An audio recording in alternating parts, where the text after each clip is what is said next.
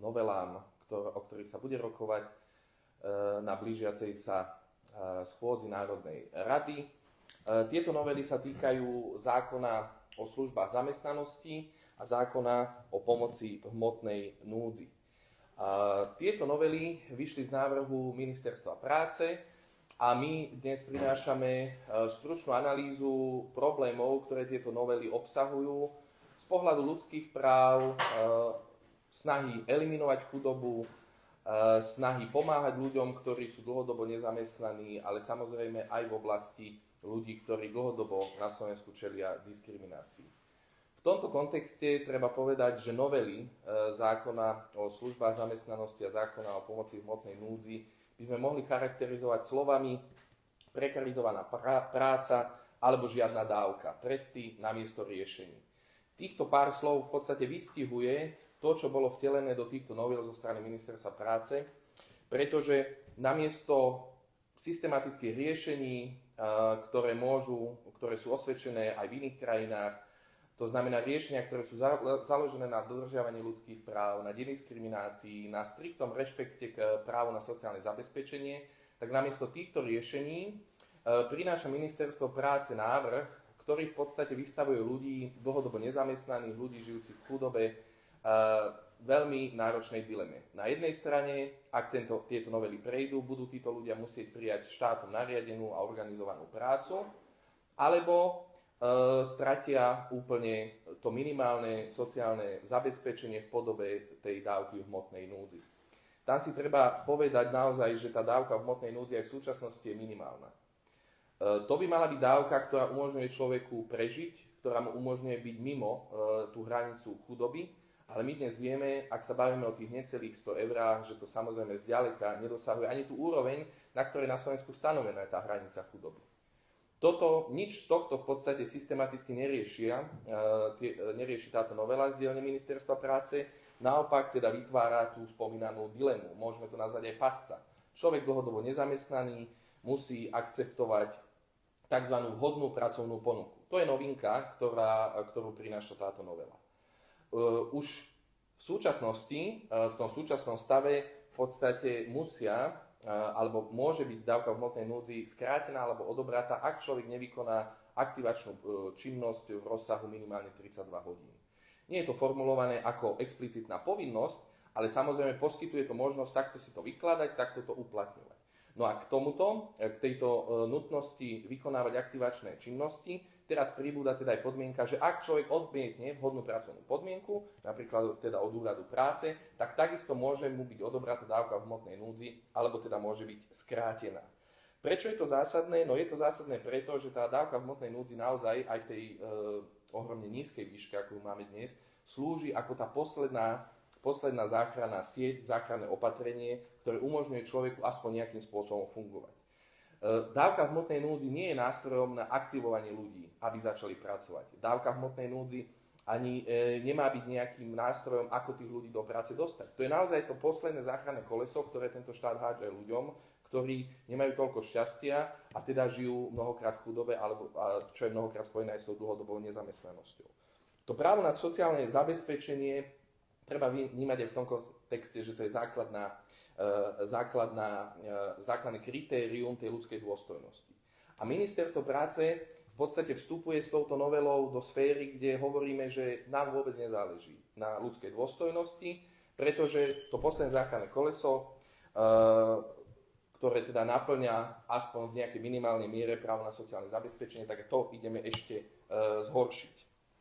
Ďalej treba zdôrazniť, že ako som už spomínal, tá podmienka prijatia alebo odmietnutia tej pracovnej ponuky, ktoré dostane dlhodobo nezamestnaný človek, tak novely hovoria o tom, že ak ich neodmietne s nejakými vážnymi dôvodmi, tak môže byť táto dávka skrátená. Novely sú ale veľmi nekonkrétne a vágne v tom, čo sú to tie vážne dôvody. My tam vidíme ten problém, že toto bude veľmi ľahko možné zneužiť, prípadne to môže sklznúť do veľmi svojvoľných výkladov. To znamená, čo je to vhodná pracovná ponuka? To je naozaj nekonkrétny pojem. Treba myslieť na to, že ľudia, ktorí sú dlhodobo nezamestnaní, ľudia, ktorí žijú v chudobe, to je rôznorodá skupina. nedá sa povedať, že akákoľvek pracovná ponuka, ktorá je k dispozícii na úrade práce, že toto bude vhodná pracovná ponuka pre daného človeka. Ale ten človek bude nútený tú ponuku zobrať, ak nebude chcieť prísť o to málo, čo má v podobe tej dávky v hmotnej núdzi.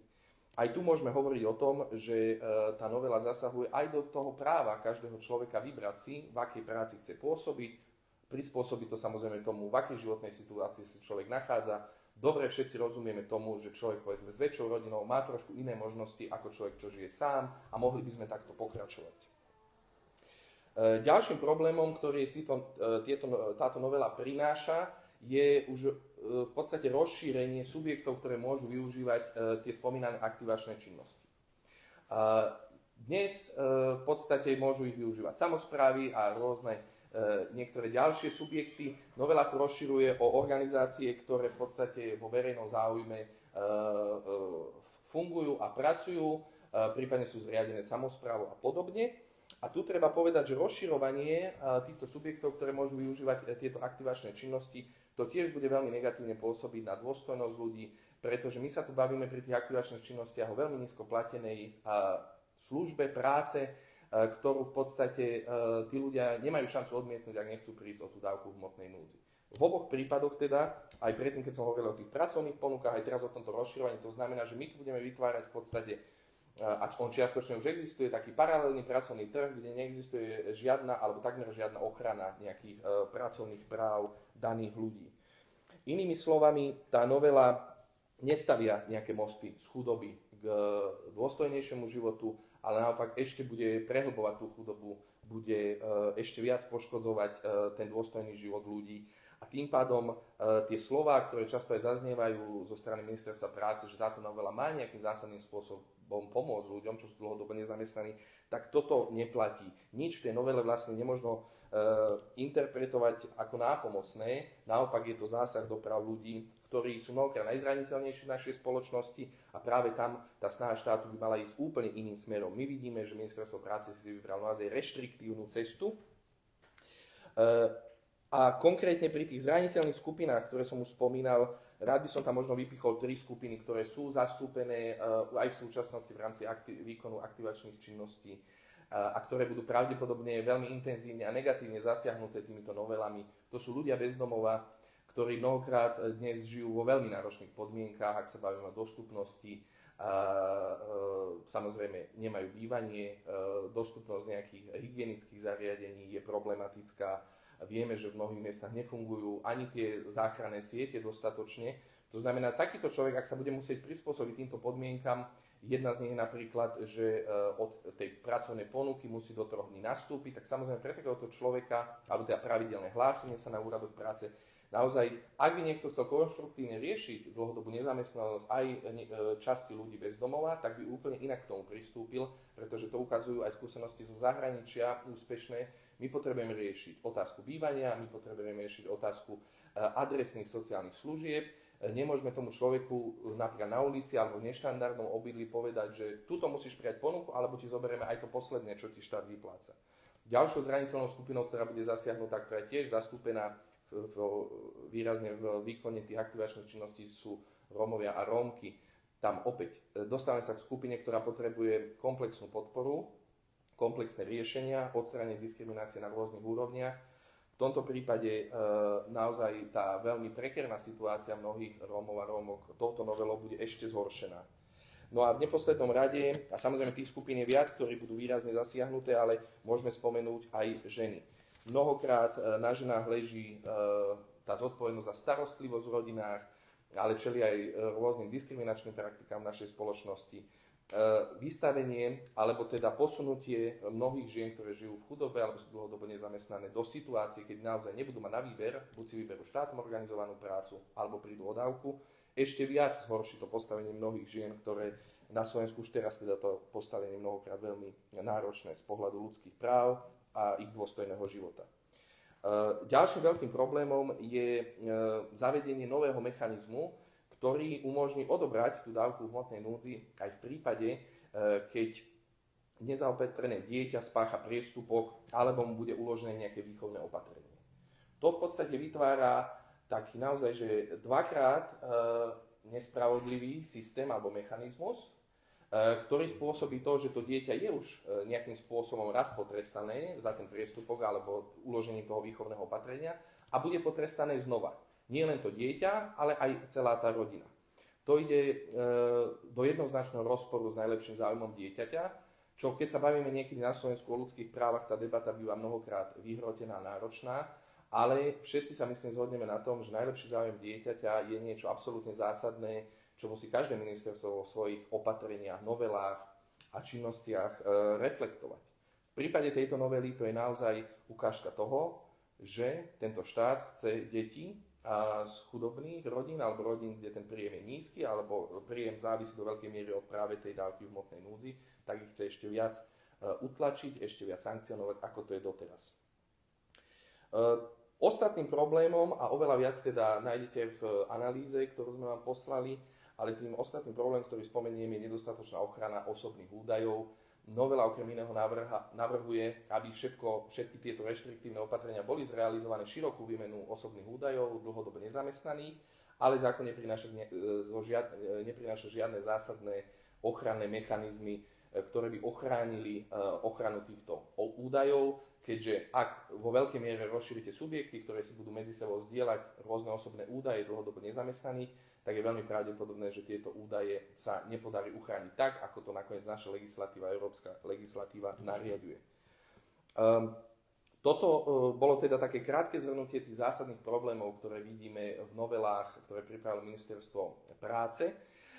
A na záver by som rád len zdôraznil, že tieto novely sú príkladom reštriktívneho prístupu k chudobe a ľudským právam, majú veľmi malý alebo žiadny potenciál priniesť tie zásadné zmeny, o ktorých často aj minister práce hovorí, to znamená vytiahnutie ľudí z chudoby, vytiahnutie ľudí z dlhodobej nezamestnanosti. Naopak, tieto reštriktívne opatrenia prehlbia sociálne nerovnosti, môžu veľmi výrazne zintenzívniť aj diskriminačné praktiky na Slovensku, vytvárajú, ako som spomínal, paralelný pracovný trh, kde ľudia budú naozaj v pasci toho, či si zvolia, v pasci medzi štátom nariadenou a organizovanou prácou a odobratím sociálnych dávok. Takže naozaj ľudí, ktorí to majú najťažšie v tejto spoločnosti, táto novela ide ešte viac zaťažiť, ešte viac postihnúť. Na základe aj tej našej analýzy je tam zrejme, že nádej, že toto nejakým spôsobom pozitívne ovplyvní budúcnosť ľudí, ktorí žijú v chudobe alebo sú dlhodobo nezamestnaní, je nízka až žiadna. Tie naše odporúčania pre ministerstvo práce sú jednoznačne nezavádzať represívne opatrenia, ktoré penalizujú ľudí v hmotnej núdzi, úplne upustiť od systému aktivačných činností, ako som spomínal, to je na jednej strane aj dlhodobý problém toho nastavenia, ale týmito novelami sa ešte upevňuje. Pretože tieto aktivačné činnosti v mnohých ohľadoch postrádajú akúkoľvek ochranu, ak sa bavíme o pracovných právach. A samozrejme veľmi dôležité pri zraniteľných skupinách, ktoré som spomínal, ktoré budú najviac zasiahnuté, aby sme vyriešili chudobu, aby sme ľudí povedzme dostali na ten pracovný trh práce, my v prvom rade potrebujeme odstrániť systémovú diskrimináciu v oblasti vzdelávania a bývania, aby mnohé tie zraniteľné skupiny mohli mať ten základ pre dôstojný život a samozrejme na to môžu byť naviazané konštruktívne opatrenia, ktoré rešpektujú ľudské práva, ktoré sa týkajú aktivácie týchto ľudí na pracovnom trhu. Ale ešte raz, ten zákon ide cez úpravy veci, ktoré sa týkajú dávky v hmotnej núdzi, ktorá naozaj nie je opatrením na aktiváciu ľudí, má slúžiť naozaj na to, aby sme ľudí udržali pred tou najväčšou možnou chudobou, ale ako som už spomínal, aj tá súčasná výška je prudko nedostatočná.